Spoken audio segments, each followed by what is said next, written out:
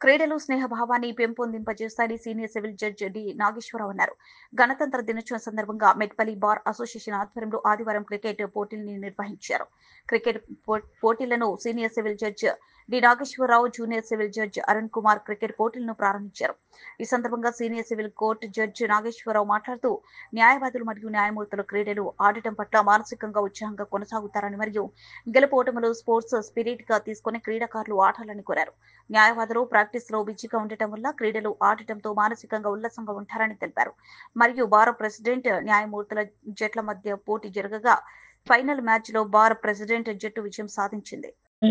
ఆనవాయితీగా మనం ప్రతి జనవరి 26కి ఇట్లాంటి కార్యక్రమాలు చేసుకొని ఆటలు, మహిళలకు సంబంధించిన ఆటలు కానీ, బాయ్స్కి సంబంధించిన ఆటలు కానీ చేసుకొని ఆ రోజు మనము గెలిచిన టీమ్స్కి సత్కరించుకోవడం అనేది ఆనవాయితీగా వస్తున్న సాంప్రదాయం.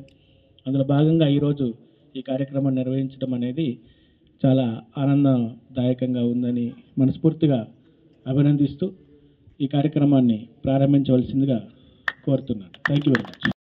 పెట్టుకుంటూ ఆటల్ని ఉత్సాహపరుస్తూ మనం ఉత్సాహంగా ఆటలను ఉత్సాహపరుస్తూ మన ఆరోగ్యాన్ని కాపాడుకోవాల్సిన బాధ్యత అందరి మీద ఉంది.